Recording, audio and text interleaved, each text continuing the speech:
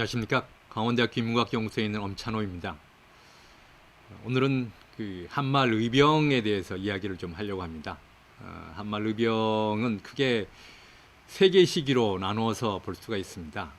1894년, 95년, 96년 시기에 있었던 의병 항쟁인 전기 의병 항쟁과 그다음에 1904년서부터 1904년, 1905년, 1906년까지 있었던 중기 의병 항쟁, 그 다음에 1907년서부터 7년, 8년, 9년, 10년까지 있었던 후기 의병 항쟁, 이렇게 세 개의 시기로 크게 나눠볼 수 있는데, 우선은 1894년부터 있었던 전기 의병 항쟁에 대해서 말씀을 드리겠습니다.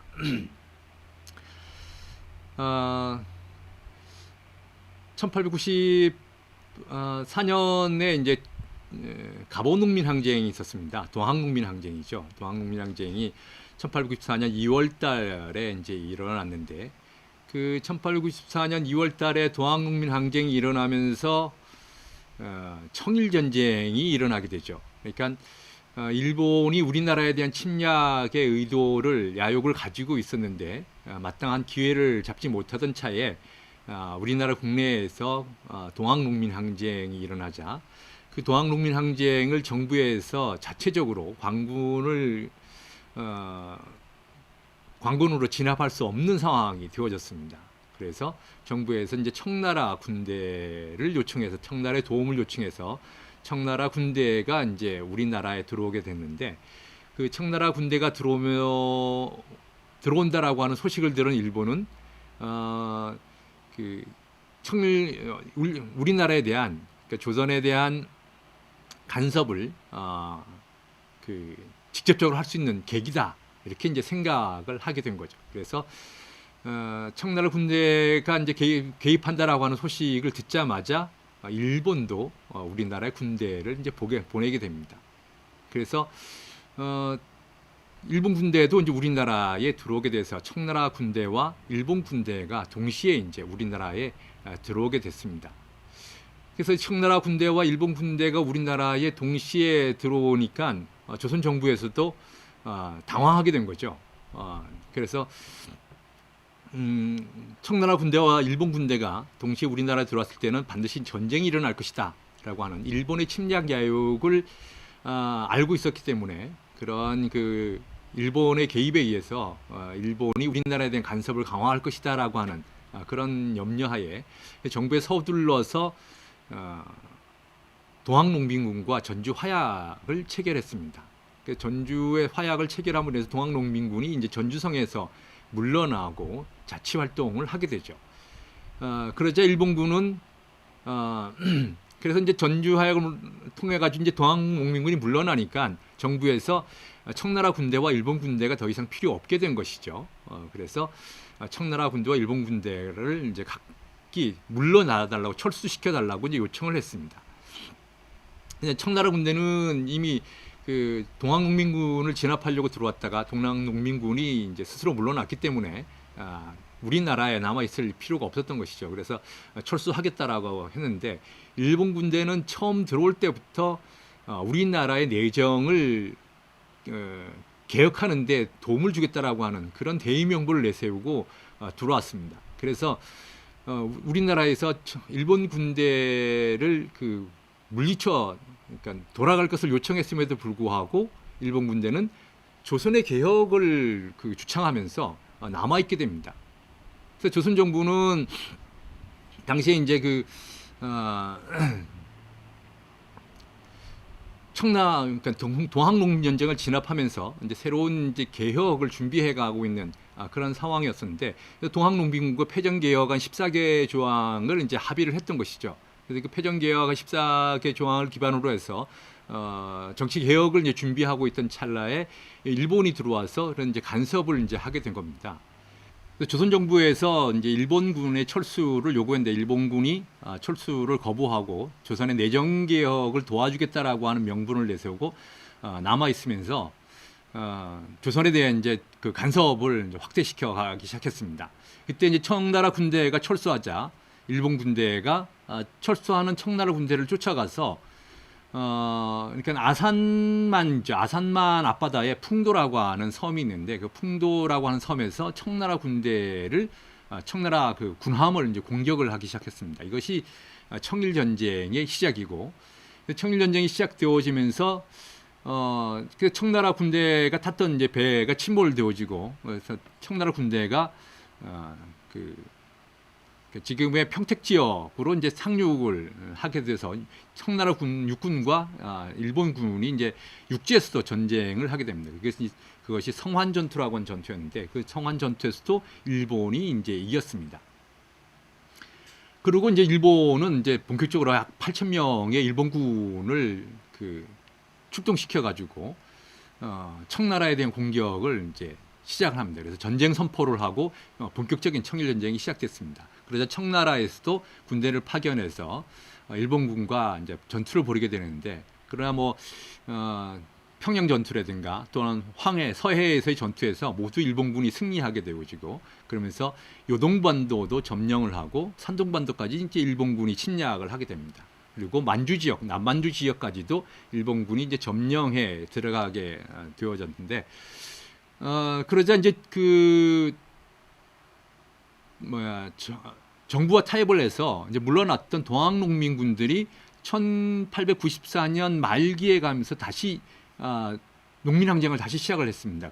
이때 와서는 농민항쟁이 정부를 개혁하자라고 하는 그런 그 뜻도 있었지만은 일제의 침략에 대해서 저항하는 그러니까 항일 전쟁으로 방향을 바꾸게 됩니다. 그래서 말하자면 1894년 말서부터 있었던 의병 항쟁은 이 동학농민 항쟁과 연결되어져 있다 이렇게 이제 볼 수가 있습니다. 그래서 그런 동학농민 항쟁의 일부 세력들이 의병 항쟁으로 전환되어져 와서 의병 항쟁이 시작되었고요. 그러면서 이제 일본이 그 청일 전쟁을 일으키면서 경복궁을 점령을 했습니다. 그래서 경복궁을 점령하고 정부를 개각을 해서 친일 정권을 내세우고 대원군을 중심으로 한 친일 정권을 내세웠던 것이죠. 그리고 이제 갑오 개혁을 이제 추진해 갔습니다.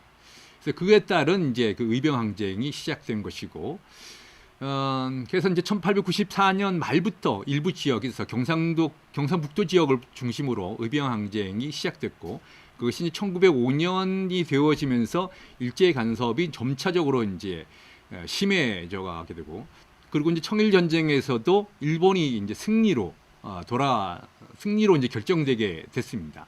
그래서 청일 전쟁에서 일본이 승리를 하게 되니까 일본은 1895년 돼서 본격적인 이제 간섭을 하게 된 것이죠.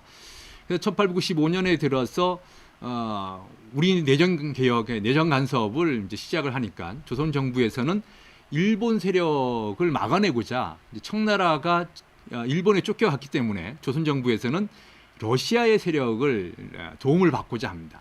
그래서 러시아의 도움을 이제 요청을 했던 것이죠. 그래서 러시아와 이제 그런 협상을 해가고 있으니까 일본 정부에서 볼 때는 조선 정부에서 러시아 세력을 끌어들여서 일본을 막고자 한다라고 하는 그런 이제 생각을 하게 됐고, 그래서 이제 그런 그 러시아 세력을 끌어들이려고 하는 그 세력의 중심에는 고종의 그 비였던 민비가 있다라고 생각했던 것이죠. 나중에 물론 명성황후가 되어지지만은, 그래서 민비를 제거해야겠다라고 하는 생각을 한 것이죠. 그것이 바로 민비 시해 사건, 명성황후 시해 사건으로 일어나게 됩니다.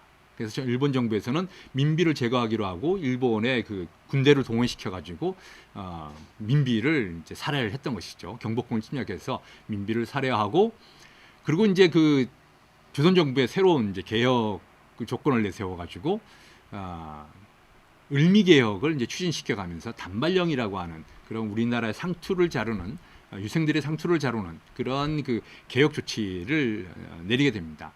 그래서 이때부터 이제 사실 그 전기 의병의 본격적인 의병 항쟁이 이제 시작된 것이죠. 그래서 민비가 시해되면서 이제 각지에서 의병들이 일어나기 시작했고, 그것이 1895년 10월 달에 을미 개혁이 있어지면서 단발령이 시행되어지니까 전국적인 그런 의병 항쟁으로 시작됐습니다. 이것이 이제 전기 의병 항쟁의 시작이었습니다.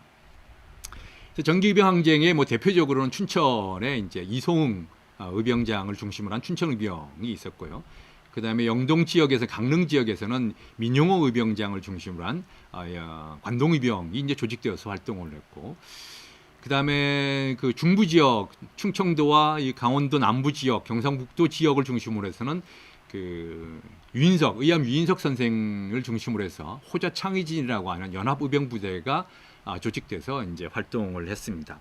그 다음에 이제 홍주 지역에서는 김복환 의병장이라든가, 그 다음에 또 남한산성에서는 김하락 의병장이 이제 활동을 했고요. 네, 문경에서는 뭐 이강년 의병장이라든가, 그다음에 영양에서 김도현 의병장, 그다음에 진주의 농규 의병장도 있었고요. 그다음에 금산에서 뭐 이은찬 의병장이라든가, 그다음에 또 저기 장성 지역에서는 기우만 의병장, 이러한 의병장들이 일어나서 이제 활발하게 활동을 하게 됩니다.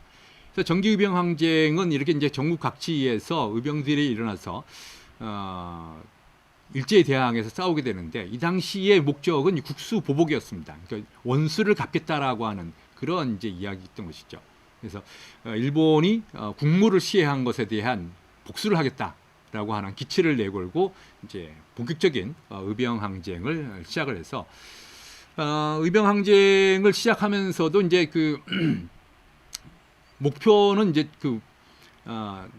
크게 이제 두 가지였습니다. 하나는 친일파를 이제 몰아내는 것이 하나였고, 하나는 이제 일제를 몰아내는 것이 또 하나였던 것이죠. 물론 궁극적으로는 일제를 완전히 몰아내는 거였기 때문에 궁극적 모든 의병들의 그 공격 목표는 서울을 향해서 이제 진격하는, 그것이 이제 주 공격 목표였고요. 그 다음에 이제 당시에 일본군이 우리나라에서 주로 북부수비관구라고 하는 그 일본군 부대는 주로 원산에 이제 집결해 있었고, 그다음 남부수비관구라고 하는 일본군 부대의 또 중심은 대구 지역에 있었습니다. 그래서 주로 이제 이 원산 지역과 대구 지역에 대한 그런 공격이 중심이 되어져서 의병 항쟁이 전개됐었습니다. 그래서 이때부터는 의병들이 관군을 대신해서 일본군과 싸웠기 때문에 실질적으로는 의병 전쟁이라고 할 수 있는 그런 부분이죠. 그러니까 단순하게 뭐 민병이 일어나서 뭐 일제와 이제 전쟁한 것이 아니라 우리나라가 일제와 싸웠다, 뭐 이렇게 이제 말씀을 드릴 수 있겠습니다. 그래서 이제 전쟁이 시작돼가지고 의병 항쟁이 이제 벌어졌는데, 그것이 이제 을미 의병 항쟁, 또 내지는 전기 의병 항쟁이라고 부르는 1894년서부터 1896년까지의 의병 항쟁이었습니다. 그래서 1895년 말부터 이제 본격적으로 의병 항쟁이 시작되어서 1896년에 의병 항쟁이 크게 이제 전개되어졌는데, 당시 의병 항쟁의 주도 세력들은 주로 이제 양반 유생들이 중심이 되어져서 의병 항쟁을 주도했고요. 그런 양반 유생들을 중심으로 해서 이제 그 유생들의 어떤 관련됐던 지역의 농민들이라든가 아니면은 천민들, 또 양반 뭐 유생들, 이런 그 사람들이 대규모로 모여가지고 이제 의병 항쟁이 전개되어져 갔습니다. 그러다 보니까 의병들의 무기가 주로 그 화승총에 머물러 있었습니다. 또는 재래식 무기를 주로 가지고 싸울 수밖에 없었어요. 그렇지만 일본이라든가 관군은 이미 신식 무기 또는 소총 또는 뭐 기관총까지도 동원시켜